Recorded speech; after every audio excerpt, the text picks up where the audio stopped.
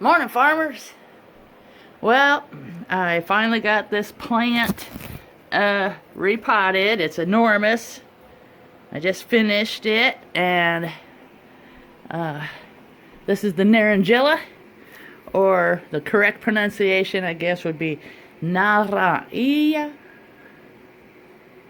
Yeah, I think so. Shoot, I wish I would have turned the dang. Well, anyway, so rosemary is getting big, and oh my gosh, smelly. This is my salad green edible chrysanthemums. I got a cat tree now. One of the kids brought it over. I was like, oh, look what I got you. And I was like, but I don't have a cat. Okay, so,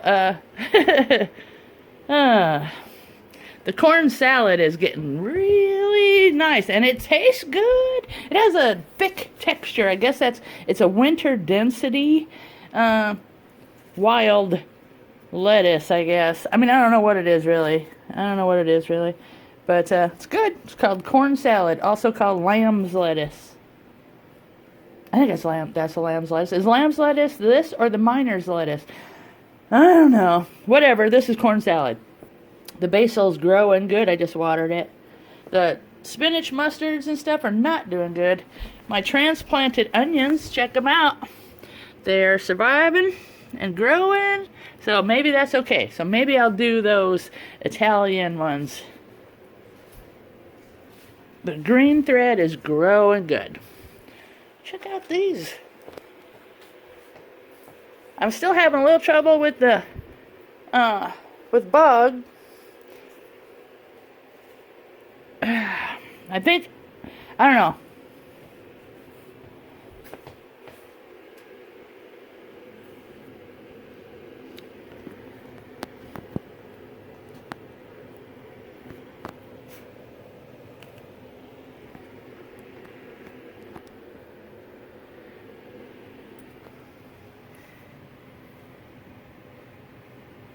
So, I put Moringa in here.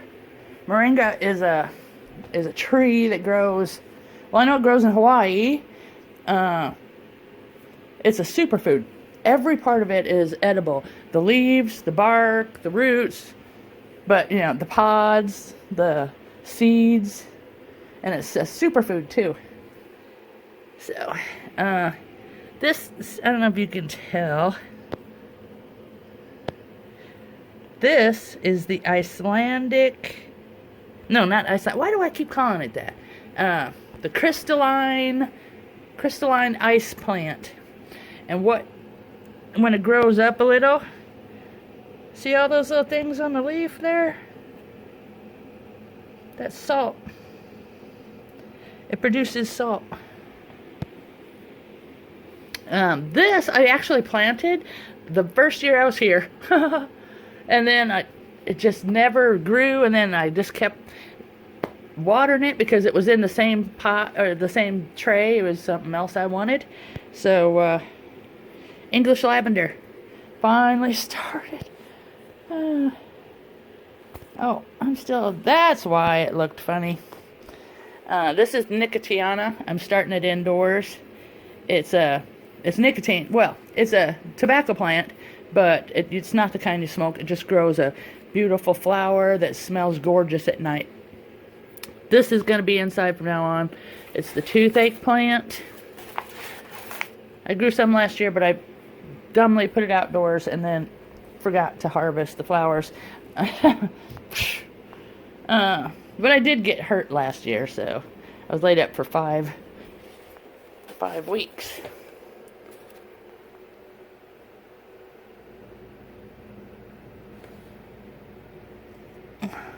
I don't know. I do this every day to the flowers.